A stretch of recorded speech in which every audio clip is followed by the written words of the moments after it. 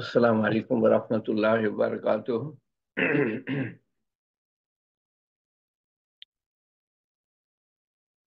আলহামদুলিল্লাহ, আলহামদুলিল্লাহ, আলহামদুলিল্লাহ। আল্লাহ তাআলার শুকরিয়া আদায় করি। আল্লাহ তাআলা আমাদের নিয়ামত বাড়িয়ে দিবেন।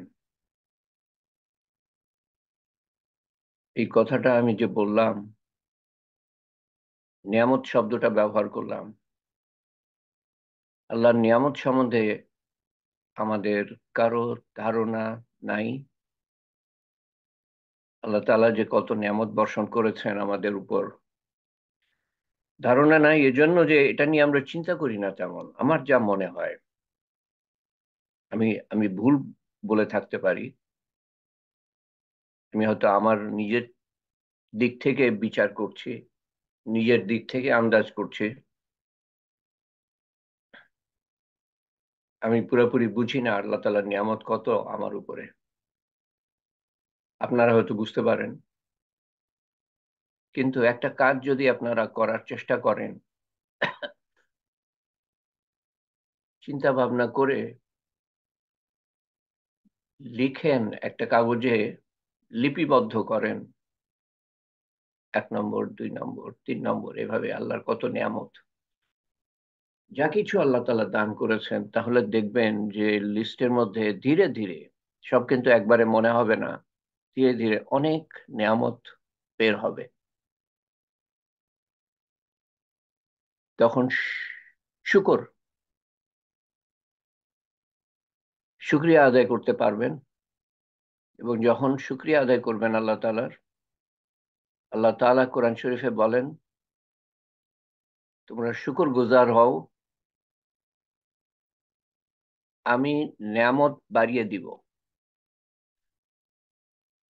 আল্লাহ তাআলার তরফ থেকে নিয়ামত বাড়ানোর রাস্তা এই একটা, শুকর গুজার হতে থাকেন পদে পদে। এই যে নিঃশ্বাস আমি নিতে পারছি প্রত্যেক মুহূর্তে, আপনি পারছেন। আল্লাহ তাআলা আরো আমাদেরকে কত ঘন্টা বাঁচিয়ে রেখেছেন, 48 ঘন্টা আমরা মিলিত হয়েছি। আরো কিছু আল্লাহর সম্বন্ধে জানতে পারবো, আল্লাহর পরিচয়, এবং মানতে পারবো। যার ফলে আল্লাহকে জানলে পরে আল্লাহকে মানা তখন সম্ভব। মানুষ জানে না। মানুষকে জানান, আরো বসবে আপনার মনের মধ্যে, যেটা শুনবেন, তো আল্লাহকে মানতে পারবো। এই যে প্রত্যেকটা মুহূর্ত আমরা সময় পাচ্ছি, এবং এই প্রত্যেক মুহূর্তের মধ্যে যতটা মুহূর্ত আমরা ধরে রাখতে পারছি, আল্লাহর স্মরণের মাধ্যমে, আল্লাহকে জানার মাধ্যমে, ইলম শিক্ষার মাধ্যমে, আল্লাহকে মানার মাধ্যমে, যত মুহূর্ত আমরা ধরে রাখতে পারছি, এগুলা যদি কেবলমাত্র আল্লাহর ওয়াস্তে হয়ে থাকে, প্রত্যেকটা আমল, তাহলে অনন্ত আখেরাতে আমরা তার বদলা পাবো।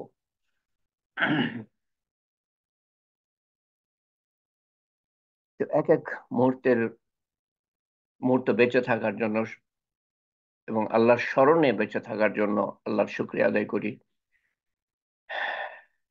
এক এক মুহূর্তের নিঃশ্বাস প্রশ্বাস, রক্ত চলাচল করছে, স্ট্রোক হয় নাই, সামান্য কলকব্জা এদিক ওদিক হয়ে গেলে শেষ, নড়াচড়া করতে পারবো না আমরা। এই মুহূর্তে কত মানুষ, কত হাসপাতালে, কত ঘরে, কত বাড়িতে অকেজো অবস্থায় পড়ে আছে, অন্যের অনুগ্রহে, অনুগ্রহে।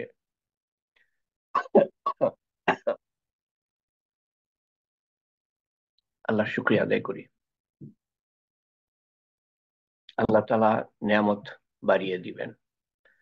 তো প্রথম দিকে আমি একটু স্মরণ করাই, কিন্তু সমস্যা যখনই আমি শুরু করলাম, তখনই মনে হলো সমস্যাটার কথা, যে যাদের জন্য স্মরণ করব গত দিনের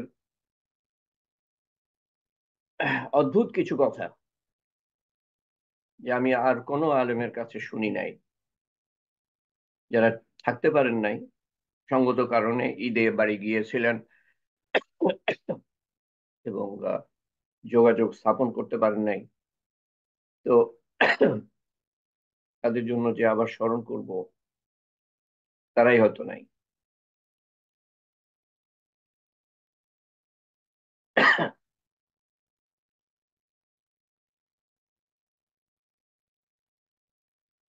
তো হুম, আমি অল্পে স্মরণ করাবো, খুব সংক্ষেপে। এবং গত তালিমের ভিডিও পোস্ট করা হয়েছে তালিম হালকায়, পোস্টটা দেখে নিবেন। আজকে হলো সরি, আমার ভুল হয়ে গিয়েছে, এখানে আজকে 2 নম্বর হবে। 2 নম্বর,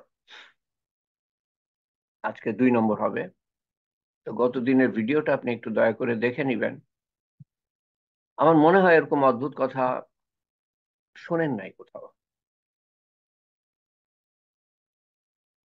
আল্লাহ তাআলার সম্বন্ধে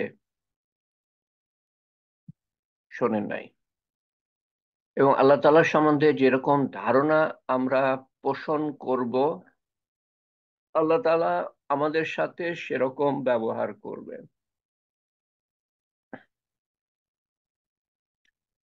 তার মধ্যে ছিল, আল্লাহ তাআলা বলছেন, হে আদম সন্তান, হে আদম সন্তান, ইবনে ইয়া ইবনে আদম, নামাজ গুজার, রোজার দার, হজ করে, যাকাত দেয়, ভালো কাজ করে, এদেরকে বলছেন না, ফেরেশতাদের বলছেন না, আদম সন্তান।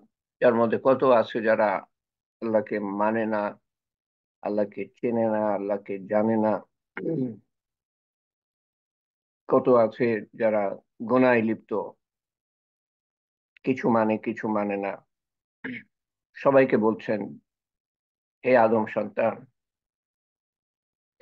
আমি তোমাকে ভালোবাসি।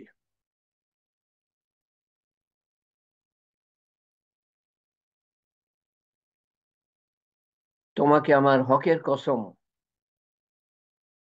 তোমাকে আমার হকের কসম, তুমিও আমাকে ভালোবাসো। এই কথার মধ্যে অদ্ভুত দিক হলো যে কোনো রাজা, বাদশাহ বাদ দেন, এমপি ধরেন, মিনিস্টারও বাদ দেন, তার দিকে আপনি এগিয়ে যান, সে আপনার দিকে কিন্তু এগিয়ে আসবে না, যেখানে আসে সেখানেই দাঁড়িয়ে থাকবে। ওরা তো আর পোকাও না আল্লাহ তালার কাছে। আসল বাদশাহ বলছেন এই কথা। রাজা বাদশাহ কি জন্য আপনার দিকে এগিয়ে আসবে না? রাজা বাদশাহ কি পরোয়া করে আপনি তাকে ভালোবাসেন কিনা, কি বলেন না বলেন? আপনার ভোটে তো সে রাজা হয় নাই। তো আপনার জন্য কি জন্য তোয়াক্কা করবে?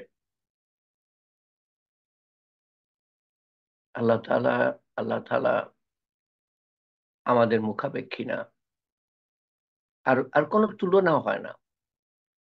পিঁপড়া একটা পিঁপড়া, আর আর আপনি, আমি, কোনো তুলনা হয় না, তাই না? কিন্তু তাও একটা একটা কি বলবো, হয়তো আমরা পিঁপড়ার থেকে লক্ষ গুণ বেশি ওজন রাখি। পিঁপড়া যে ওজন তার থেকে হয়তো লক্ষ গুণ, 5 লক্ষ, 10 লক্ষ গুণ ওজন রাখি। অনেক বড় আমরা, অনেক বেশি বুদ্ধিমান। আহ, কিন্তু তারপরেও তুলনা হয় না। আল্লাহর সাথে আমাদের তো কোনো তুলনাই হয় না। লক্ষ কোটি কি, হাজার কোটি কি, কোনো তুলনাই হয় না। আল্লাহ যে বড় আমাদের থেকে, কোনো তুলনাই হয় না। অসীম, পরাক্রমশীল, ক্ষমতাবান, সমস্ত কিছু তার জানার মধ্যে, নিয়ন্ত্রণের মধ্যে। তিনি পালন কর্তা। একটা কিছু এদিক ওদিক হয় না আল্লাহর হুকুম ছাড়া। একটা কিছু হয় না আল্লাহর জানা ছাড়া। অন্তরে কি হচ্ছে না হচ্ছে, কার অন্তরে? প্রত্যেকটা পশু পাখির অন্তরে, প্রত্যেকটা জীব জন্তুর অন্তরে, আল্লাহর প্রত্যেকটা সৃষ্টি, কোথায় কোন বালুকণা, কোথায় কোন পাথর, কোথায় কোন পাতা লতা, কোথায় কোন মেঘ। মেঘগুলা ছোটখাটো, এগুলা এই বিরাট, বিরাট তার রাজত্ব, বিরাট অসীম। আমাদের বুঝের, আমাদের বুঝ যতটুক সেই তুলনায় অসীম, সেই বাদশাহ বলছেন এই কথাটা মনে রাখেন। কে বলছেন? তোমাকে আমার হকের কসম, তুমিও আমাকে ভালোবাসো। কারণ এই সম্পর্কটা না থাকলে কিন্তু আমরা বাঁচতে পারবো না আখেরাতে। আখেরাতে ধ্বংস হয়ে যাব। দোজখ কোনো থাকার জায়গা না।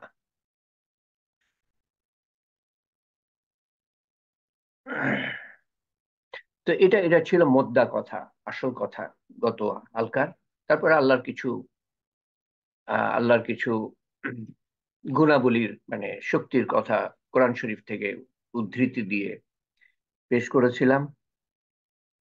বাতিস সামাওয়াতি ওয়াল আরদ, নমুনা ছাড়াই সৃষ্টিকারী, ওয়া হুয়াল খাল্লাকুল আলিম, তিনি সৃষ্টিকারী এবং সমস্ত কিছু জানেন, ইত্যাদি ইত্যাদি বেশ কিছু কথা। তারপরও এত ক্ষমতাশালী, অসীম অসীম ক্ষমতাশালী হওয়া সত্ত্বেও, রাজত্বের অধিকারী হওয়া সত্ত্বেও, কোনো প্রয়োজনের ঊর্ধ্বে থাকা সত্ত্বেও, কোনো প্রয়োজন নেই আল্লাহ তাআলার আপনার আমার, এত কিছুর সত্ত্বেও আল্লাহ তাআলা বলছেন তুমিও আমাকে ভালোবাসো, আমার হকের কসম। আর আমরা কি করি? এই জায়গাটা বলতে শুরু করেছিলাম।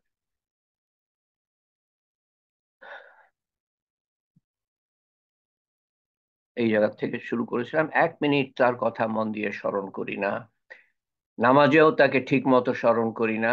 আমি নামাজ পড়ি, আছে এরকম বলে, তালিমে আসবেন, এলেম শিক্ষা করবেন, ফরজ ইত্যাদি। আমি তো নামাজ পড়ি। এটাই যেন ইসলামের শুরু এবং এটাই শেষ। এবং নামাজ যে কিরকম হচ্ছে সেটাও তার খবর নাই। নামাজকে সে এক্সারসাইজ মনে করে, ব্যায়াম। নামাজেও তাকে ঠিক মতো স্মরণ করি না, বাইরের কথা চিন্তা করি। আমাকে বলছেন তুমিও তুমিও তো আমাকে ভালোবাসো। অদ্দূর পর্যন্ত আমি আলোচনা করেছিলাম। তো আহ, এটা দেখে নিয়েন একবার, যারা দেখার সুযোগ পান নাই। আর যারা দেখেছেন তারা হয়তো আবার দেখতে দেখতে চাইতে পারেন, আল্লাহর প্রতি যদি সেই টানটা থাকে। সমুদ্রের পানি বলে অনুমতি দাও, তোমার নাফরমান বান্দাদের ভাসিয়ে নিয়ে মাছের খাদ্য বানাই।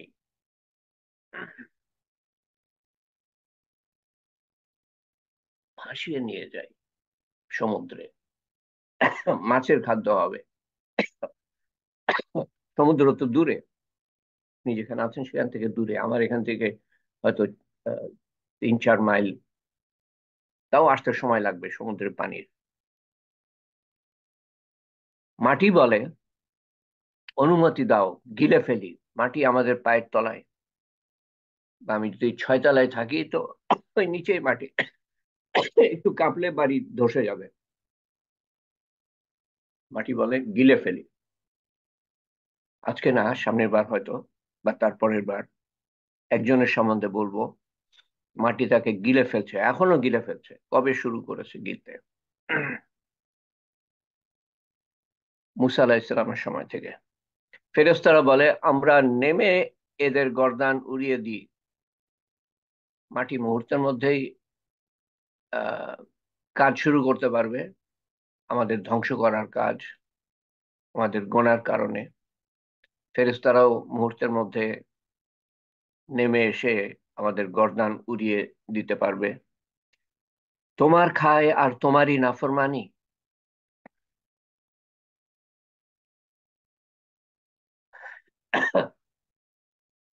এরকম আল্লাহ তাআলা অনেক শক্তি আছে, যারা যে কোনো মুহূর্তে, বাতাস যেমন, উম, আগুন, চোখ, আল্লাহর নিয়ামতের অল্প কিছু কথা, সামান্য কিছু কথা বলছি এখানে। চোখ, 26 কোটি অতি ক্ষুদ্র লেন্স চোখের মধ্যে, দুই চোখে। তার মানে এক এক চোখে 13 কোটি লেন্স। যে দেখি না, লেন্স গুলাকে আল্লাহ তাআলা অতি ক্ষুদ্র ক্ষুদ্র করে বানিয়েছেন, তারপরে আমরা আমাদের ওই লেন্সে আমাদের যা কিছু দেখি তার ছায়া পড়ে, এবং তারপরে আমরা সেটাকে রূপান্তরিত করে দেখতে পাই। চিন্তা করতে পারেন, এক এক চোখে 13 কোটি লেন্স, কোটি কোটি, এইটুক চোখের মধ্যে 13 কোটি লেন্স বসিয়েছেন আল্লাহ তাআলা। কিরকম নিখুঁত সৃষ্টিকর্তা! সৃষ্টিকর্তা হিসাবে যদি যদি আমরা তালিম শুরু করি, আমার পড়াশোনা করা লাগবে, না পড়াশোনা করে মানে যা আল্লাহ তাআলা জানতে দিয়েছেন সেটাতে বেশ কয়েকটা হালকা আমি করতে পারবো। এত কিছু বলার আছে সৃষ্টিকর্তা হিসাবে, এবং তারপরে তারপরে পড়তে পড়তে, শিখতে শিখতে বাকি জীবনটা, আল্লাহ জানে কতদিন আছেন, বাকি জীবনটা ওই একটা গুণাবলীর উপরেই কাটিয়ে দিতে পারবো ইনশাআল্লাহ। একটা গুণাবলীর উপরে, খালেক, সৃষ্টিকর্তা।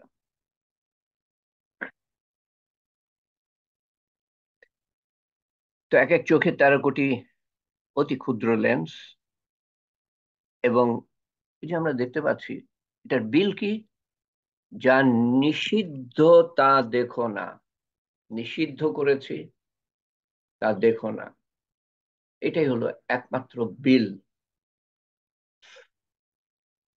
সত্যিকারে পয়সা দিতে হলে তো পয়সা দিতে পারতাম না, এক একটা নিয়ামতের জন্য নিঃশ্বাস নিতে পারছি, এটার বিল যদি দিতেন আল্লাহ তাআলা, আমরা এটার এটার পয়সা দিতে পারতাম না। নিঃশ্বাস নেওয়া, তারপরে খাওয়া দাওয়া, চলাফেরা, রক্ত চলাচল হচ্ছে, তো এটার একটাই বিল, যা নিষিদ্ধ তা দেখো না। কে বিল পরিশোধ করে? তাও লাইন কাটা হয় না। বিল পরিশোধ না করলে সরকার লাইন কেটে দেয়। এই কথাগুলো আমার এত ভালো লাগে, এক আলেমের বলা, গতবার আমি উল্লেখ করেছিলাম, যে আমি লাইন বাই লাইন আমি লিখে নিই, লাইন বাই লাইন, বারবার শুনে। সরকার লাইন কেটে দেয়। আল্লাহর একটা বিল, আরাম দেখো না, কিন্তু আমরা হারাম দেখি, আল্লাহ তাআলা লাইন কাটেন না। তো এরা বলে পানি, ফেরেশতা, মাটি, বাতাস, আগুন,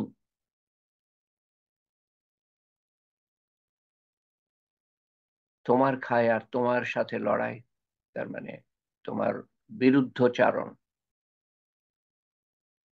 অনুমতি দাও,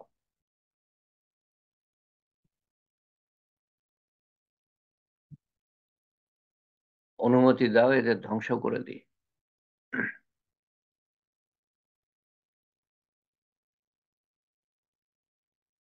আল্লাহ কি বলছেন? বান্দা, তোমাকে মুখ দিয়েছি, দরজা লাগিয়েছি, তালা দিয়েছি, যখন ইচ্ছা তুমি তালা বন্ধ করতে পারো। মুখের দ্বারা বলো যা বলার।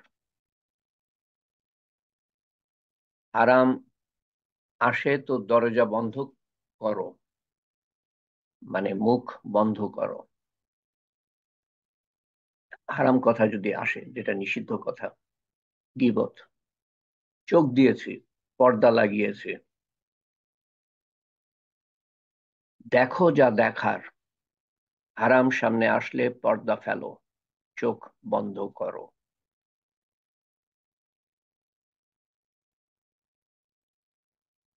আমরা মানি না, নিজের খেয়াল খুশি মতো ব্যবহার করি, কখনো কখনো মানি, কখনো কখনো বেশিরভাগ সময় মানি না। আমার কথা আমি বলছি, আপনার বিচার আপনি করবেন।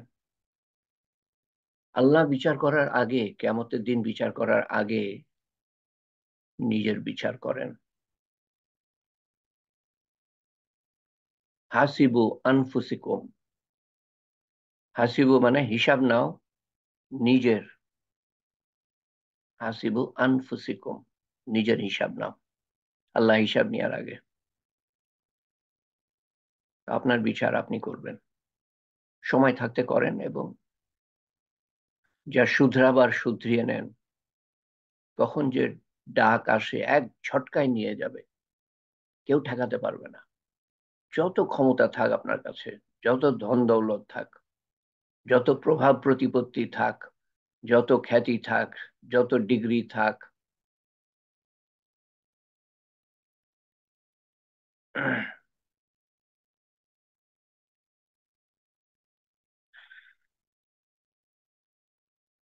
আমরা মানি না। আর আল্লাহ তাআলা বলছেন, ইয়া ইবাদি, হে আমার বান্দা।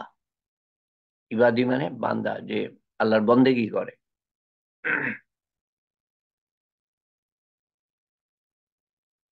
কি ভালোবাসা এই ডাকের মধ্যে! হে আমার বান্দা, আমার, আমার, আমার সন্তান রেজাল্ট ভালো করেছে। আর যদি খারাপ হয় তো বলে যে তোমার সন্তান দেখো কি করলো। আল্লাহ বলছেন আমার বান্দা। নাফরমান বান্দাকে বলছেন আমার বান্দা। নাফরমান হলে তো, বাবার নাফরমান হলে তো বাবাও ত্যায্য পুত্র করে দেয়।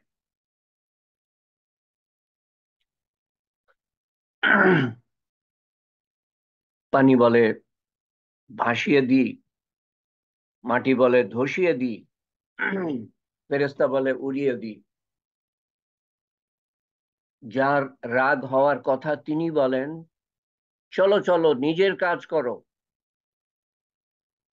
আল্লাহ সৃষ্টি যারা মানুষকে ধ্বংস করতে চায়, মানুষের নাফরমানির জন্য রাগ হওয়ার কথা আল্লাহ তাআলার, কিন্তু উনি বলছেন চলো চলো নিজের কাজ করো। আমি আমার বান্দাকে তোমাদের থেকে ভালো জানি, ভালো চিনি। আমার বান্দাকে তোমাদের থেকে ভালো জানি। তোমরা বানিয়ে থাকলে ভাসিয়ে দাও, ধসিয়ে দাও, উড়িয়ে দাও। তোমরা যদি সৃষ্টিকর্তা হয়ে থাকো তাহলে দখল দাও। আমি সৃষ্টি করে থাকলে দখল দিও না, ছেড়ে দাও আমার কাছে। তোমরা দখল দিতে এসো না। যেমন মানুষ বলে না, কোনো বাইরের কেউ যদি পারিবারিক ব্যাপারে নাক গলাতে আসে, তো তখন মানুষ বলে এটা পারিবারিক ব্যাপার, নাক গলিও না। আল্লাহ তাআলা বলছেন তোমরা নাক গলিও না। আমি সৃষ্টি করেছি, আমার বান্দাকে আমি চিনি, আমি দেখে নিব। এবং তারা বলে দেখো না এদের দিন কেমন কাটে গোনার মধ্যে, দেখো না এদের রাত কেমন কাটে গোনার মধ্যে, দেখো না এদের কামাই কেমন আরাম।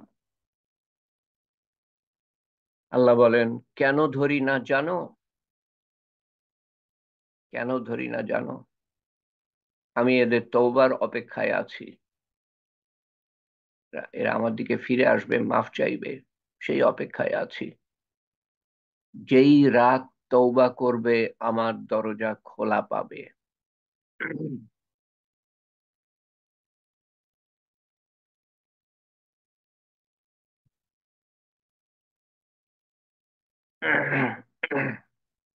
রাত্রিবেলা আল্লাহ তাআলা ঘুমান না কেন বুঝতে পারছেন তো? এমনি তো ঘুমের প্রয়োজন নাই। ঘুমের ঊর্ধ্বে, ক্লান্তির ঊর্ধ্বে, তন্দ্রার ঊর্ধ্বে। লা তাখুযুহু সিনাতুন ওয়ালা নাওম। তন্দ্রাও নাই তার, ক্লান্তিও নাই, ঘুমও নাই। আল্লাহ তাআলা অপেক্ষা করছেন কখন তওবা করে, যাতে আল্লাহর দরজা খোলা পায়। যেই দিন তওবা করবে আমার রহমতের হাত খোলা থাকবে।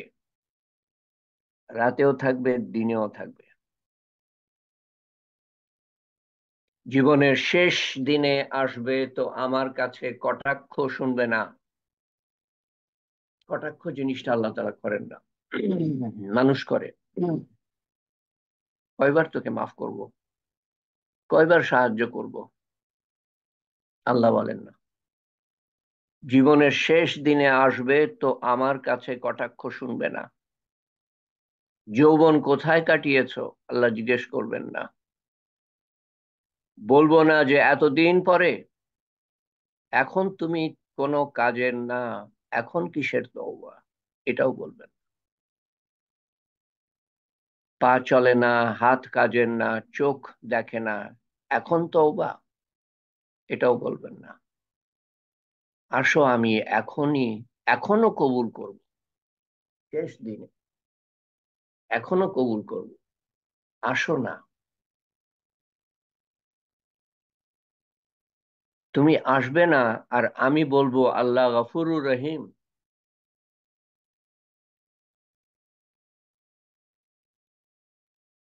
এখানে বোঝার আছে, একটা মানুষ সারা জীবন আল্লাহর নাফরমানি করে গেল, আল্লাহর কাছে মাফ চাইলো না, চলে গেল। আর আমরা যদি বলি আল্লাহ মাফ করে দিবেন তাকে, কোন স্পর্ধায় আমরা বলি সেটা? সে মাফই চাইলো না, তো তাকে যদি মাফ করে দেন, আর যে মাফ চাইলো, কান্নাকাটি করলো, ইবাদত করলো আল্লাহর হুকুম, তো দুজনকে তো একই পর্যায়ে ফেলা হলো। একেও মাফ করে দিলেন যে ইবাদত বন্দেগী কান্নাকাটি করলো, তওবা করলো, একেও মাফ করে দিলেন, আর তাকেও মাফ করে দিল যে কোনোদিন তো মানে গোনায় করে গিয়েছে, কোনোদিন সে মাফ চায় নাই, তাকেও মাফ করে দিলেন। তো আল্লাহর বিচার কোথায়, ইনসাফ কোথায়? দুজনকে যদি যদি একই পর্যায়ে ফেলা হয়, যে সারা জীবন আল্লাহর ইবাদত করে গেল, আর আরেকজন সারা জীবন আল্লাহর নাফরমানি করে গেল, মাফি পর্যন্ত চায় নাই, আল্লাহর রুবুবিয়াত, আল্লাহর আবেদ, আল্লাহ এটা সে মেনে গেল না, দুজনকে তো আপনি এক পর্যায়ে ফেলতে পারেন না। তো সেই কথাটাই বলা হচ্ছে এখানে। তাহলে আমার ইনসাফ কোথায়? হোসেন আর এজিদকে একই করে দিব। গল্প আপনারা জেনে থাকতে পারেন, বিশেষ করে যারা একটু একটু বয়স্ক। আগেকার দিনে বলা হতো ইমাম হোসেনকে এজিদ হত্যা করেছিল, এজিদের সৈন্য। ইমাম হোসেন আসলে উনি আহ, চুক্তি মতো, এজিদের পিতা মুয়াবিয়া রাজিয়াল্লাহু আনহু সাহাবী ছিলেন। আলী রাজিয়াল্লাহু আনহুর পরে মুয়াবিয়া রাজিয়াল্লাহু আনহু দখল করার মতোই উনি খেলাফত দখল করে নিলেন।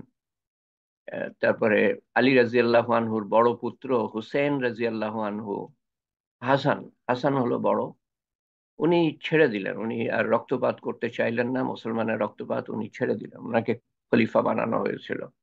তো মুয়াবিয়া বিদ্রোহ শুরু করলো আলী রাজিয়াল্লাহু আনহুর সময় থেকেই। এটা একটা করুণ ইতিহাস ইসলামের। তো মুয়াবিয়া বিদ্রোহ করলো, আলী রাদিয়াল্লাহু আনহুর পরে ওনার সন্তান হাসান, হাসান রাদিয়াল্লাহু আনহুকে খলিফা বানানো হয়। তো 6 মাস খলিফা থাকার পরে উনি যখন দেখছেন যে মুয়াবিয়া রাদিয়াল্লাহু আনহু মেনে নিচ্ছে না, শুরা শুরা মজলিসে শুরা, মজলিসে শুরার দ্বারা উনি নিয়োগ পান। তখন ইলেকশন হতো না। তো যখন মেনে নিচ্ছে না, রক্তপাত হবে, উনি ছেড়ে দিলেন। 6 মাস খলিফা ছিলেন, ছেড়ে দিলেন। মুয়াবিয়া রাদিয়াল্লাহু আনহু মেনে নেন নাই। কিন্তু উনি চুক্তি করেন যে ঠিক আছে, আমার পরে আপনার ছোট ভাই হুসেন খলিফা হবে, চুক্তি। তো মুয়াবিয়া মারা যাওয়ার আগে তার সন্তান এজিদকে খলিফা বানিয়ে যায় চুক্তির বিরুদ্ধে। মুসলমান একটা কথা দেয় তো কথা রাখে, সমস্ত কিছু যদি তার বিরুদ্ধে যায় তারপরেও কথা রাখে। সমস্ত দুনিয়া যদি হারাতে হয় তবুও মুসলমান কথা রাখবে। তো উনি রাখেন নাই, আহ, সন্তানকে খলিফা বানান, তো অনেক মানুষ ছিল যারা এর বিরুদ্ধে ছিল। হোসেন রাজিয়াল্লাহু আনহুকে বলেন যে তুমি যুদ্ধ করো। উনি যুদ্ধ করতে গিয়ে পরে ফিরে আসতে চান মদিনায়, কিন্তু ওনাকে আর ফিরে আসতে দেওয়া হয়নি, কারণ ওনাকে বেঁচে থাকতে দিলে আবার এই ঝঞ্ঝাট ঝামেলা লেগেই থাকবে। এই জন্য এজিদ সৈন্য পাঠালো 4 থেকে 5 হাজার সর্বমোট। আর হোসেন রাজিয়াল্লাহু আনহু, ওনার কাছে ছিল কম বেশি 100 জন। কোনো যুদ্ধই হওয়ার কথা না। উনি উনি বারবার বলেন আমাকে যেতে দাও, আমার কোনো খেলাফতের প্রয়োজন নাই। কিন্তু এজিদের পক্ষের দাবি হলো যে আপনি এজিদকে খলিফা হিসাবে মেনে নেন। তার কাছে বায়াত বলে, বায়াত মানে আমি মেনে নিলাম, বায়াত গ্রহণ করেন, আর না হলে আপনাকে ছাড়া হবে না। পরে যুদ্ধ করে উনি বলেন যে না, আমি এটা মেনে নিব না, কারণ এটা চুক্তির বিরুদ্ধে। আমি মেনে নিব না, আমি যুদ্ধও করব না, আমি মদিনায় ফিরে যাব। ওনাকে যেতে দেওয়া হয়নি। ওনার অর্ধেকই ছিল মহিলা এবং শিশু, ওনার পরিবার পরিজনের। অর্ধেক না হোক, অনেকে ছিল। সবাইকে হত্যা করা হয়। কয়েকজন শেষ পর্যন্ত বেঁচে যায়, কয়েকজন। তার মধ্যে শিশু একজন, আহ, ইমাম হোসেনের পুত্র জৈনুল আবেদিন। অদ্ভুত মানুষ, পরে বড় হন উনি। অদ্ভুত ঘটনা আছে কিছু ওনার সম্বন্ধে। উনি বেঁচে যান, আরো কয়েকজন মহিলা বেঁচে যায়। আর সব সব শেষ কারবালার কারবালার ময়দানে। করুণ একটা ইতিহাস আছে। তো একদিকে এজিদ এবং তার সেনাদল যে জঘন্য অপরাধ করলো, তাদের যদি মাফ করে দেওয়া হয়। আর আরেকদিকে হোসেন রাজিয়াল্লাহু আনহু, রাসূলুল্লাহ সাল্লাল্লাহু আলাইহি সাল্লামের নাতি। নাতি, ওনার বড় ভাই ও নাতি হাসান, ইনিও নাতি। দুজনের সাথেই না ইনসাফি করা হয়, বড় না ইনসাফি। এবং বিশেষ করে কারবালার ময়দানে যে ঘটনা ঘটে, ইসলামের ইতিহাসে করুণ একটা ঘটনা, অতি করুণ ঘটনা। তো কারবালার ইতিহাস তো মুছে ফেলা যায় না এদেরকে মাফ করে দিয়ে। সীমার যে নেতৃত্ব দেয় ইমাম হোসেনকে মারার ব্যাপারে, গলা আলাদা করে দেওয়া হয় শরীর থেকে, এবং এজিদের দরবারে গলা নিয়ে যাওয়া হয়। সীমার ছিল সেই দলের নেতা। আর আহলে সুন্নাত, আহলে রসুল সাল্লাল্লাহু আলাইহি সাল্লাম, মানে রসুল্লাহ সাল্লাহ সাল্লামের বংশধর যারা, যাদেরকে হত্যা করা হয়, এটা তো এক হয়ে যাবে তাহলে সীমারকে যদি মাফ করে দেওয়া হয়। তো যে যে খুন করলো, যারা খুন করলো, তাদেরকেও যদি মাফ করে দেওয়া হয়, আর যারা শাহাদাত বরণ করলো, তো খুনিদেরকে তো এই শহীদদের একই পর্যায়ে ফেলা হলো তাহলে, যদি খুনিদের মাফ করে দেওয়া হয়।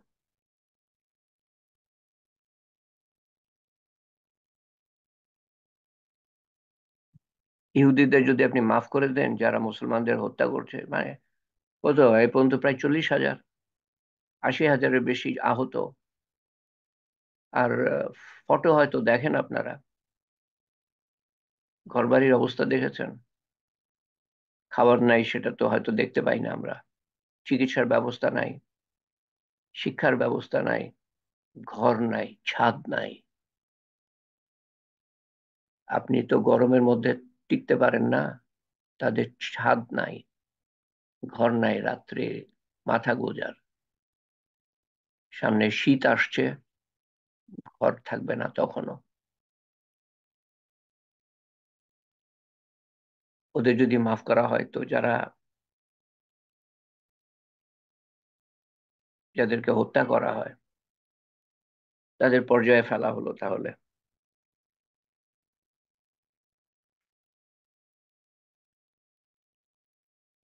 হিটলার, চেঙ্গিস খান, আরো আছে। কোটি কোটি মানুষ এদের কারণে ধ্বংস হয়, পরিবার পরিজন ধ্বংস হয়, বেঁচে থাকার স্বপ্ন ধ্বংস হয়, ঘরবাড়ি ধ্বংস হয়, আশা আকাঙ্ক্ষা ধ্বংস হয়। কিয়ামতের দিন কেন হবে? এই কারণে।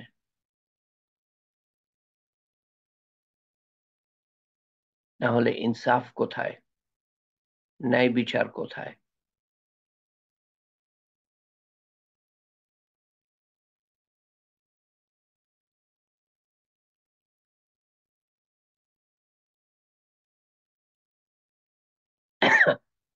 মাসুম বাচ্চাদের কাটা মাথা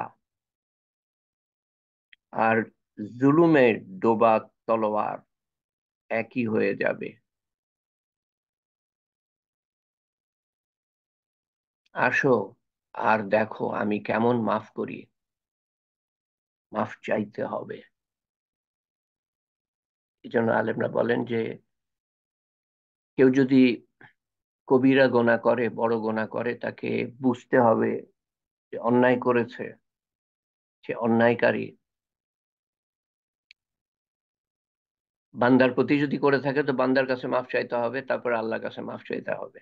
আর আল্লাহর কাছে করে থাকলে আল্লাহর কাছে মাফ চাইতে হবে। আসো আর দেখো আমি কেমন মাফ করি, কেমন কবুল করি। যে কবিরা গুনার থেকে বেঁচে থাকে, তার ছোটখাটো গোনা আল্লাহ তাআলা এমনিতেই মাফ করে দেন। এক নামাজ থেকে আরেক নামাজের মধ্যবর্তী গোনা, এক জুম্মার থেকে আরেক জুম্মার মধ্যবর্তী সময় গোনা আল্লাহ তাআলা এমনিতে মাফ করে দেন। কিন্তু কবিরা গোনার জন্য মাফ চাইতে হবে, বুঝতে হবে, অনুতাপ আসতে হবে। আমার হাতে বানানো তোমাকে দিয়ে আমি কোথায় খুশি? আমার হাতে বানানো তোমাকে আজাব দিয়ে আমি কোথায় খুশি? আসো আমরা মীমাংসা করি। আমার হয়ে যাও, আমি আগেই তোমাকে নিজের বানিয়েছি। তুমিও আসো আমাকে নিজের করে নাও।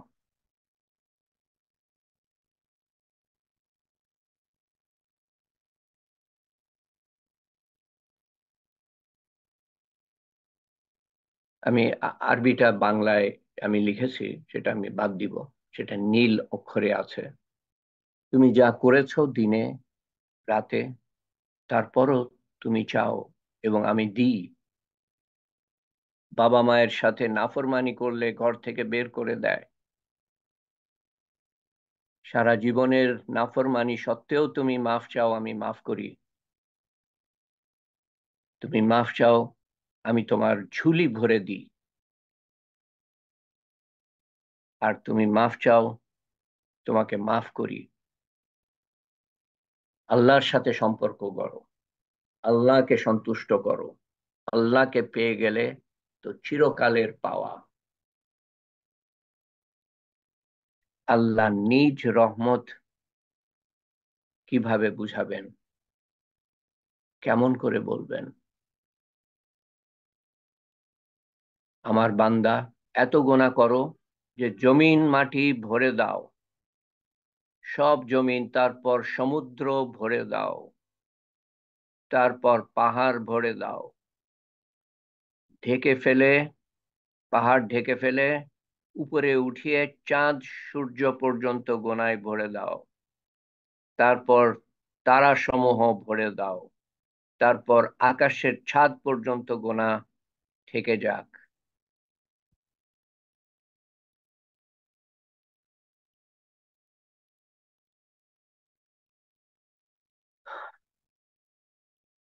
রবের কসম, ফেরেশতারাও যদি কাফের হয়ে যায়,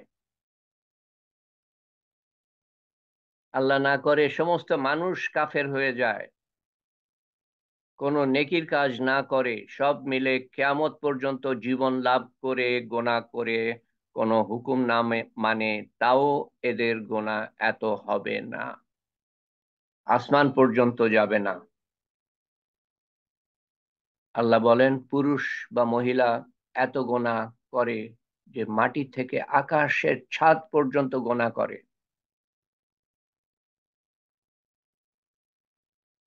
তারপর একবার বলে আল্লাহ আমাকে মাফ করে দাও, গফারতু লাকা, আল্লাহ বলেন আমি সব মাফ করে দিব। একবার বলে আল্লাহ আমাকে মাফ করে দাও, আল্লাহ আমাকে মাফ করে দাও, অনুতাপের সাথে, আফসোসের সাথে, পারলে চোখে একটু পানি এনে, না হলে অনুতাপ তো কমপক্ষে থাকতে হবে। আমি অন্যায় করেছি আর অনুতাপ নাই, তো সেটা কি ধরনের অন্যায় স্বীকার করা হলো? আল্লাহ বলেন আমি সব মাফ করে দিব। ওয়ালাউ বালি, আমাকে কে প্রশ্ন করার আছে? এখানে দুটো দিক আছে। একটা দিক হলো এটা, আল্লাহ যদি মাফ করে দেন কেউ প্রশ্ন করার নাই। তো আমরা এখন সবাই তওবা করি আমাদের কৃতকর্মের জন্য, যে আল্লাহর হুকুমের বাইরে। অবশ্য কেউ কেউ বুঝতেও পারবেন না যে কি গোনাহ করছেন, কোনটা গোনাহ, কারণ কোনটা গোনাহ বড় গোনাহ সেটা তো আমাদের জানতে হবে। সেটাও তালিমের হালকায় আমি পোস্ট করেছি। একেবারে উপরের দিকে খেয়াল করবেন, কবিরা গোনাহ, সগীরা গোনাহ, 7টা বড় গোনাহ, এই ধরনের কিছু তো দেখে নিয়েন। যেতে হবে, থাকতে পারবেন না। যতবার গোনাহ হয় আবার মাফ চাই, আবার মাফ চাই। যখন তুমি তওবা ভাঙবে, আবার করবে গোনাহ, আবার মাফ করব। আমি এই সময় কিন্তু সময় শেষ, শেষ করা যাবে না, কারণ একটা পর্যায়ে না গেলে আবার শুরু করতে হবে কথাগুলো। এখনো এখনো ভেবো না 10 বার তওবা করেছি কেমন করে আবার তওবা করি, এই চিন্তাটা শয়তান আনার চেষ্টা করবে। আরে তুই 10 বার তো মানে গোনা করেছিস, তওবা করেছিস, এরপরে তোর মুখ আছে নাকি আল্লাহর কাছে তওবা করার? আর আর বলিস না।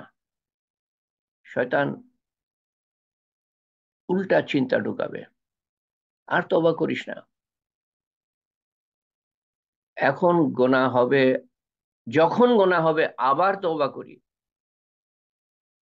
আল্লাহ বলেন আমার বান্দা যখন মাফ চাইবা এবং যতবার চাইবা ততবার কবুল করে মাফ করব।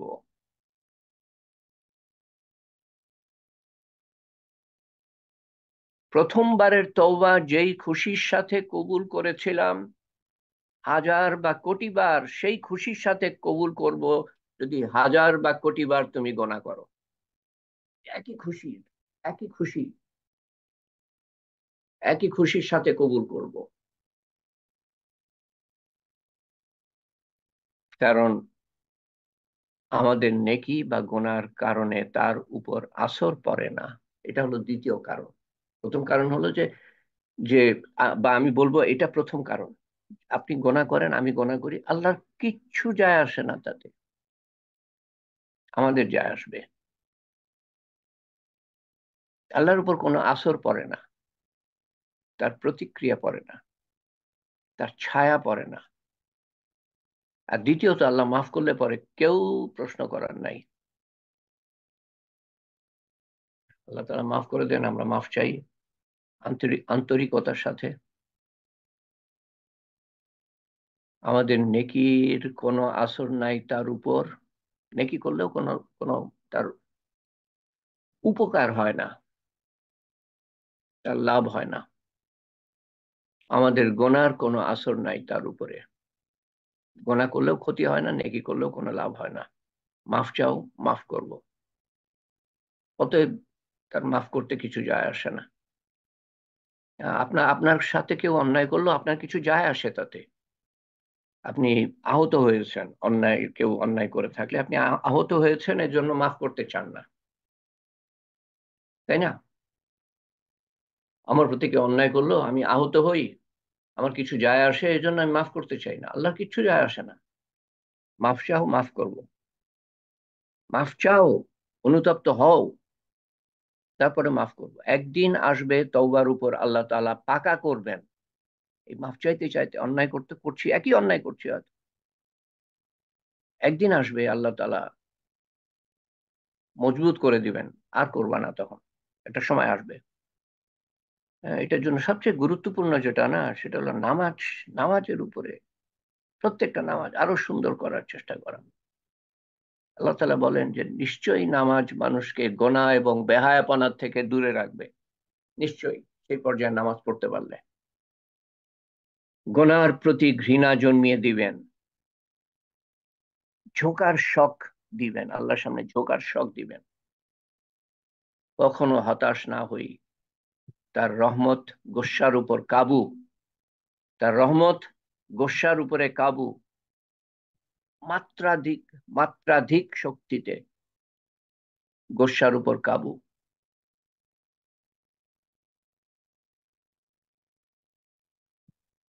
এখন একটা পর্যায়ে আমরা এসেছি যেখানে আমরা থামতে পারি।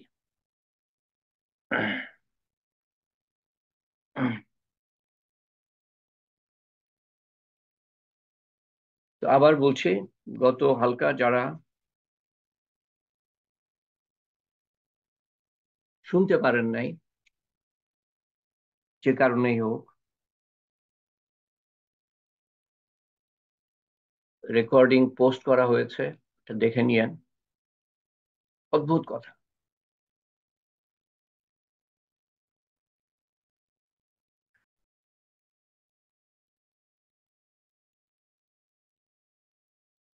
দেখেন, এত দ্রুত সময় পার হয়ে যাচ্ছে। আমার হঠাৎ কালকে মনে হলো, আরে শুক্রবার চলে এসছে। এত তাড়াতাড়ি আমার জীবনে এখন ছোটবেলায় যেরকম সময় পার হতো, এখন মনে হয় সময় আরো বেশি দ্রুত পার হচ্ছে। আপনাদেরও হয়তো একই রকম মনে হতে পারে। রাসূলুল্লাহ সাল্লাল্লাহু আলাইহি সাল্লামের হাদিসে আছে যে কিয়ামতের আগে সময় খুব দ্রুত পার হবে। অবাক হয়ে গেলাম, আরে এত তাড়াতাড়ি 6টা 7টা দিন পার হয়ে গেল।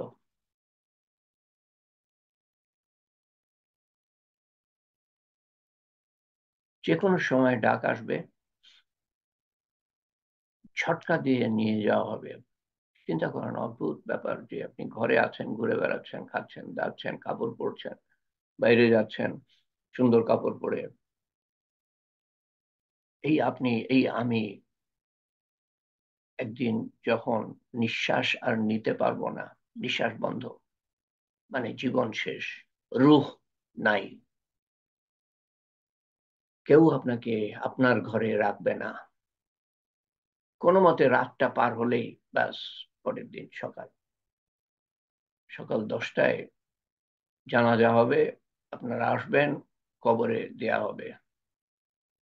সকাল 10টায় কোন নামাজ হয় আমি জানি না, তাও মানুষকে আসতে হয়।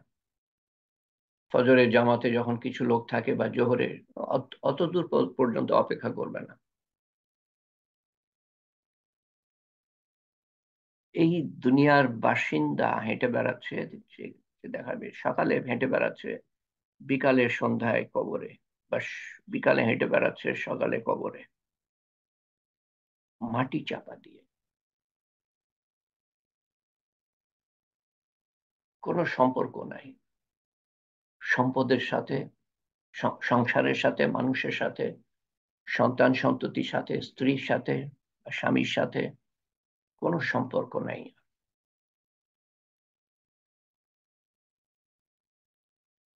টাকা পয়সার সাথে, পদবি, ডিগ্রি, ক্ষমতা, খ্যাতি, সব ধুয়ে মুছে যাবে জানাজার গোসলের সাথে, সব ধুয়ে মুছে যাবে।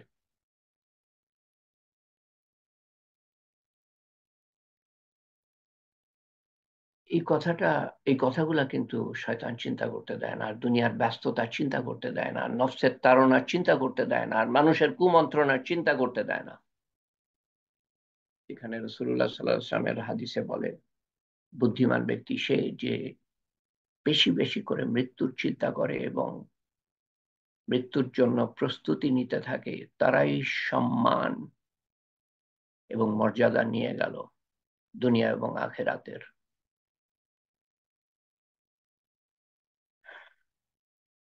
যেটা আমরা যেটা কাজে লাগবে সেটা অর্জন করার সময় পাই না এই ব্যস্ততার জন্য, স্মরণ না করার জন্য, মৃত্যুর স্মরণ। আর কোনটা কাজে লাগবে? যেটা আল্লাহকে সামনে রেখে করা হয়, আল্লাহর হুকুম মেনে, নবীর সুন্নত মতো, ইমানের সাথে এবং বিশুদ্ধ নিয়তে যেটা করা হয় সেটাই সাথে যাবে। আর আরেকটা কথা মনে রাখবেন যে আল্লাহ তাআলাকে যেভাবে দেখবেন সেভাবে আল্লাহ তাআলা আপনার সাথে ব্যবহার করবেন। হাদিসের কথা। এই যে আমরা আলোচনা করছি, এই আলোচনার মাধ্যমে আল্লাহর সম্বন্ধে ধারণা আমাদের পাল্টে যাওয়ার কথা। সেভাবে আল্লাহ তাআলাকে দেখার কথা, যেভাবে দেখা উচিত। এবং আল্লাহর সম্বন্ধে আলোচনা কিন্তু আমরা চালিয়েই যেতে পারি, চালিয়েই যেতে পারি, চালিয়েই যেতে পারি, শেষ হবে না। আল্লাহর বিভিন্ন গুণাবলী, আল্লাহর বিভিন্ন প্রতিজ্ঞা,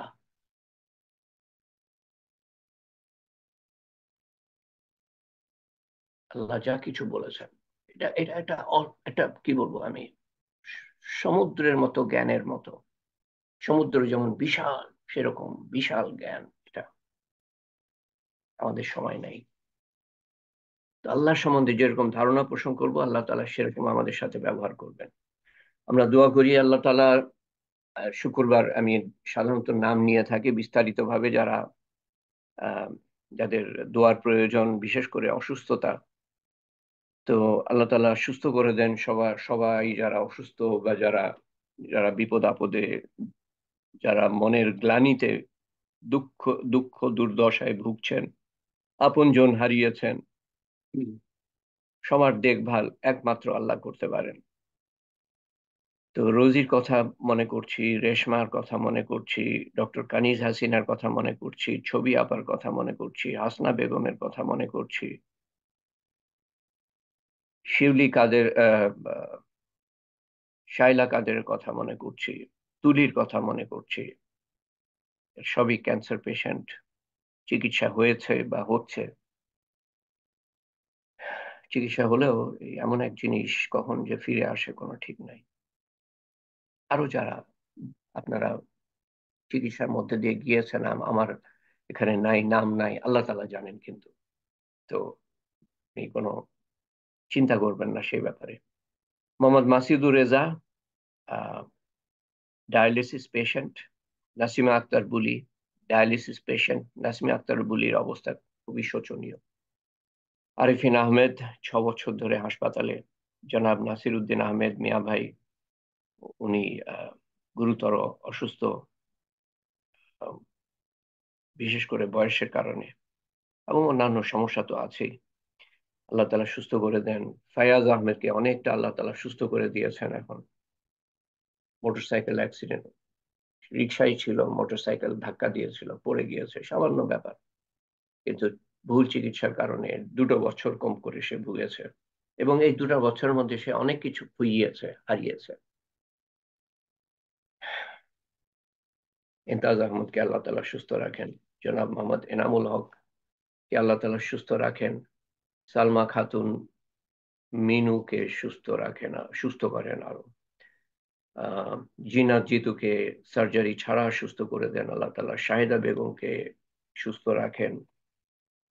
বেগম মোসাদ্দেকের নাতি জাহিনকে আল্লাহ তাআলা সুস্থ করে দেন। তাকে চিকিৎসার জন্য আমেরিকায় আনা হয়েছে। যদি আপনাদের মনে থাকে, তার মেরুদণ্ড সোজা করতে পারে না, বেঁকে গিয়েছে। 13-14 বছর বয়স জাহিন। নঈমুর রহমান সাহেবের মাতা এবং শাশুড়ি দুজনেই অসুস্থ। আহ, আল্লাহ তাআলা সুস্থ করে দেন। শাহাদাত আমাদের অংশগ্রহণকারী অসুস্থ, আল্লাহ তাআলা সুস্থ করে দেন। আপার জন্য দোয়া চাই, নাম প্রকাশে অনিচ্ছুক। ঈশিতাকে আল্লাহ তাআলা সুস্থ করে দেন। আব্দুল কাদিরের নাতনিকে আল্লাহ তাআলা সুস্থ রাখেন। পলিকে সুস্থ করে দেন। তনিমা সুলতানা পলি, আমাদের অংশগ্রহণকারী লাবলু, শোভার আত্মীয়া কে সুস্থ করেন। লিয়াকত আলী এখন অনেকটা সুস্থ, আমাদের অংশগ্রহণকারী। ফেরদৌসী বেগম অনেকটা সুস্থ, আমাদের অংশগ্রহণকারী। তার সমস্ত বিপদ আল্লাহ তাআলা দূর করে দেন। আসিফ কুরেশিকে আল্লাহ তাআলা সুস্থ করে দেন, এবং আদিবকে সম্পূর্ণ সুস্থ করে দেন। শরীফুদ্দিন আহমেদের যত সমস্যা আছে আল্লাহ তাআলা সুস্থ করে দেন। শরীফুদ্দিন আহমেদ পিকু আমাদের সমস্ত ভিডিও পোস্ট করে, অনেক সময় লাগে। আর আমরা দোয়া করি যারা আমাদের মধ্যে থেকে ইন্তেকাল করেছেন গত 4.5 বছরে, তাদের সবাইকে আল্লাহ তাআলা জান্নাতুল ফেরদৌস দান করেন, তাদের কবরকে জান্নাতুল ফেরদৌসের বাগান বানিয়ে দেন, এবং আমাদের সমস্ত আত্মীয় স্বজনকে জান্নাতুল ফেরদৌসের আত্মীয় স্বজনের কবরকে জান্নাতুল ফেরদৌসের বাগান বানিয়ে দেন, এবং জান্নাতুল ফেরদৌস দান করেন।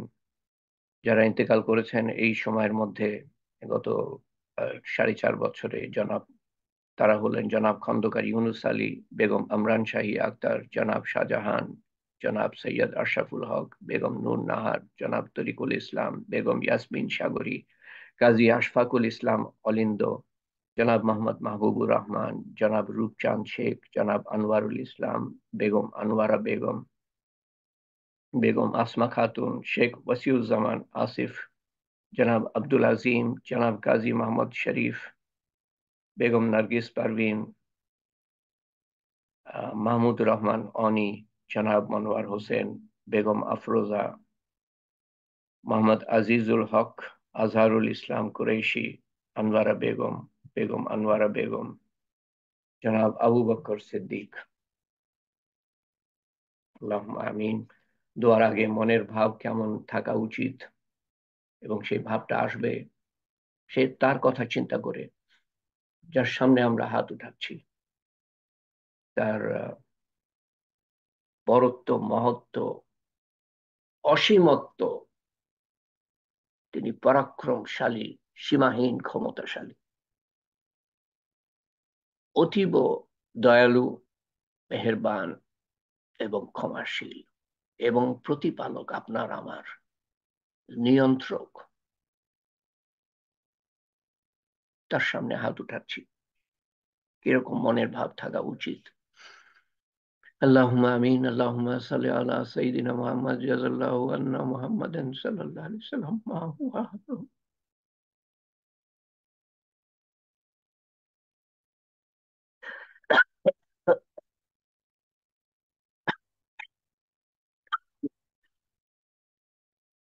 লা ইলাহা ইল্লাল্লাহুল হালিমুল কারীম, সুবহানাল্লাহি রাব্বিল আরশিল আযীম।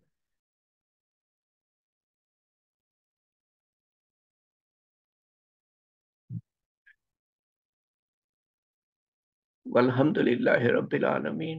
أسألك موجبات رحمتك وعزائم مغفرتك وغنيمة من كل بر وسلامة من كل إثم، لا تدع لنا ذنبا إلا غفرته، ولا هما إلا فرجته، ولا مريضا إلا شفيته، ولا دينا إلا قضيته، ولا مجاهدا إلا نصرته، ولا مظلوما إلا نصرته، ولا مسلما إلا رحمته، ولا حاجة هي لك رضا إلا قضيتها يا أرحم الراحمين، يا أرحم الراحمين، يا أرحم الراحمين. ربنا آتنا في الدنيا حسنة وفي الآخرة حسنة وقنا عذاب النار، وقنا عذاب الموت، وقنا عذاب القبر، وقنا عذاب الحشر، وقنا عذاب الميزان، وقنا عذاب الصراط، وقنا عذاب المسيح الدجال. ربنا هب لنا من أزواجنا وذرياتنا قرة أعين واجعلنا للمتقين إماما. ربي اجعلني مقيم الصلاة ومن ذريتي ربنا وتقبل دعاء. اللهم اغفر لي ولوالدنا وجميع المؤمنين والمؤمنات والمسلمين والمسلمات الأحياء منهم والأموات، إنك مجيب الدعوات برحمتك يا أرحم الراحمين. يا ذو الجلال والإكرام. ألف لام ميم. لا إله إلا هو الحي القيوم، لا إله إلا أنت سبحانك إنا كنا من الظالمين.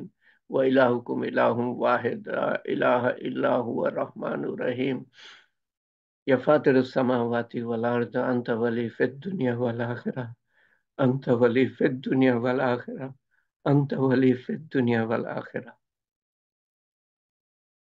হে পাক পরওয়ারদিগার, তুমি আমাদেরকে অশেষ মেহেরবান হয়ে আমাদের যোগ্যতা না থাকা সত্ত্বেও তুমি আমাদের কিছু কথা শোনার তৌফিক দিয়েছো আল্লাহ। তোমার সম্বন্ধে কিছু অদ্ভুত কথা শোনার তৌফিক দান করেছো আল্লাহ। সেরকম ধারণা পোষণ করার তৌফিক দিও, যেরকম ধারণা তোমার সম্বন্ধে পোষণ করা উচিত, যেরকম তোমাকে ভয় করা উচিত সেরকম ভয় করার তৌফিক দান করো। যেইভাবে পুরাপুরি দিনে প্রবেশ করা উচিত তুমি হুকুম দিয়েছো কোরআন শরীফে আল্লাহ, সেইভাবে দিনে প্রবেশ করার তৌফিক দান করো। নিয়ত করার তৌফিক দান করো যে আমরা পুরা দিনে দাখিল পুরা দিনে প্রবেশ করব আল্লাহ। এবং যত গোনাহ আমরা করেছি আমরা তওবা করি আল্লাহ, আমরা অনুতপ্ত, আমরা অনুশোচনা করছি আল্লাহ। তুমি আমাদের আমাদের গোনাহ খাতা মাফ করে দিও আল্লাহ, আমাদের গোনাহ খাতা মাফ করে দিও আল্লাহ। আমাদেরকে গোনাহ থেকে দূরে রেখো, যেমন পূর্ব থেকে পশ্চিম তুমি দূরে রাখো। আমাদের গোনার বদলে নেকি লিখে দিও আল্লাহ। যেই সময় হেলায় হারিয়েছি আল্লাহ, সেই সময়ের বদলেও নেকি লিখে দিও আল্লাহ। তুমি আমাদের আমাদের কবুল করে নিও আল্লাহ। আমরা তোমার তোমার প্রিয় হাবিব সাল্লাল্লাহু আলাইহি সাল্লাম, সবচেয়ে প্রিয় হাবিব সাল্লাল্লাহু আলাইহি সাল্লামের উম্মত আল্লাহ। আল্লাহ, আমাদেরকে অসহায় অবস্থায় রেখো না আল্লাহ। শয়তানের ধোকার মধ্যে, নফসের তাড়নার মধ্যে, মানুষের কুমন্ত্রণার মধ্যে, দুনিয়ার মারাত্মক আকর্ষণের কাছে ছেড়ে দিও না আল্লাহ। এক মুহূর্তের জন্য ছেড়ে দিও না আল্লাহ। পাক পরওয়ারদিগার, এই জীবনটা বৃথা যেন না যায় আল্লাহ। অতি মূল্যবান জীবন যেন বৃথা না যায় আল্লাহ। তুমি আমাদের রক্ষা করো প্রতিটা মুহূর্তে আল্লাহ। তোমার সন্তুষ্টি ছাড়া যেন এই পৃথিবী ছেড়ে না যাই আল্লাহ। তোমার সন্তুষ্টি অর্জন করা ছাড়া যেন পৃথিবী থেকে না যাই আল্লাহ। এবং যখন যাব সেই দিনটা যেন সর্বোত্তম দিন হয়, সেই স্থানটা যেন সর্বোত্তম স্থান হয়, সেই ক্ষণটা যেন সর্বোত্তম ক্ষণ হয়। কলেমার সহ যেন যাই এবং শয়তানের শেষ চেষ্টা ব্যর্থ করে দিয়ে যখন তুমি সন্তুষ্ট, যখন তুমি গর্ব প্রকাশ করতে পারো আমাদের সম্বন্ধে ফেরেশতাদের কাছে, তখন যেন যাই আল্লাহ। এবং আমাদেরকে অধিষ্ঠিত রেখো সেই পথে, যেই পথ জান্নাতুল ফেরদৌসে গিয়েছে আল্লাহ। সেই পথে যেন আমরা চলতে পারি তোমার রহমত এবং মাগফিরাত এবং হেফাজত এবং হেদায়েতের চাদরে আবৃত অবস্থায়। সমস্ত মুসলমানকে আবৃত রেখো এবং আমাদের সন্তান সন্ততিকে আবৃত রেখো।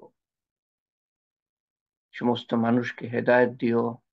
যারা আমাদের ধ্বংস করছে তাদের কপালে যদি হেদায়েত না থাকে, যদি না থাকে, তাহলে তারা আমাদের ধ্বংস করার আগে তুমি তাদের ধ্বংস করে দিও।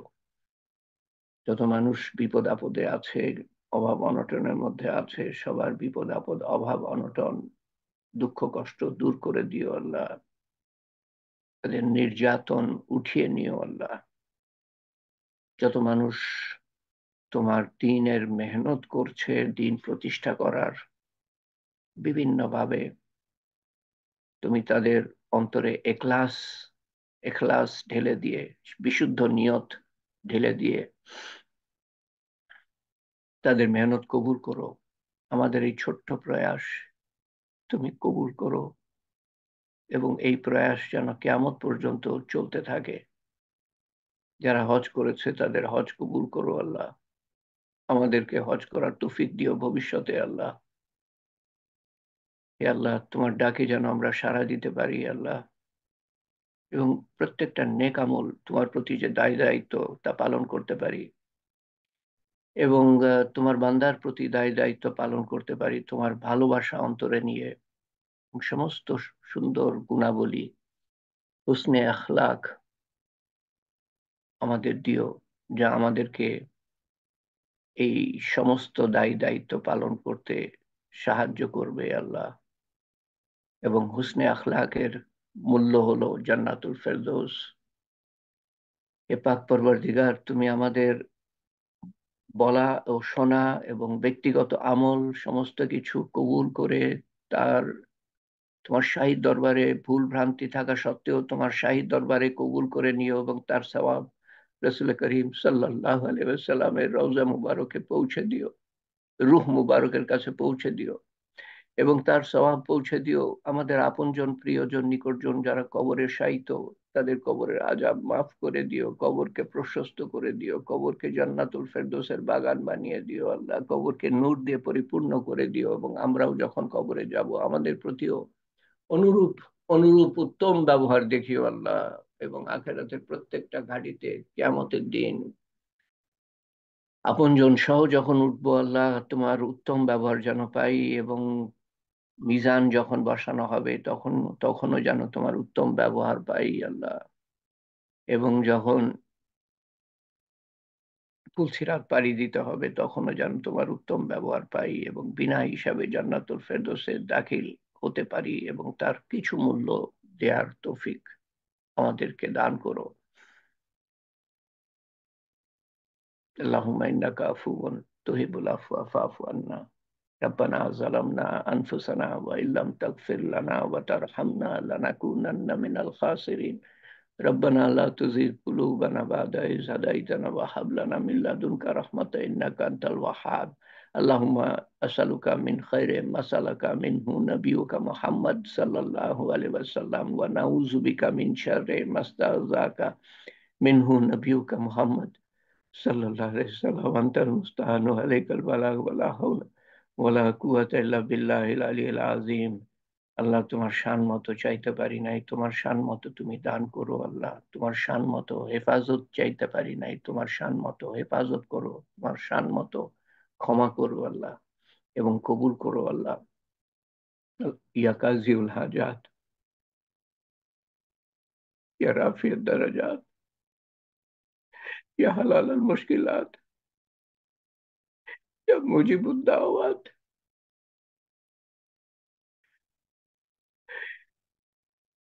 ইয়া আকরামাল আকরামিন, ইয়া রাহিমাল মাসাকিন, ইয়া যিল কুওয়াতিল মাতিন,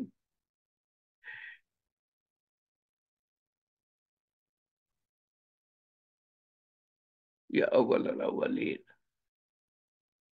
ربنا تقبل منا إنك أنت السميع العليم وتب علينا إنك أنت التواب الرحيم. سبحان ربك رب العزة عما يصفون وسلام على المرسلين والحمد لله رب العالمين. وحمد لا إله إلا الله محمد رسول الله صلى الله عليه وسلم. آمين يا رب العالمين. آمين يا رب العالمين.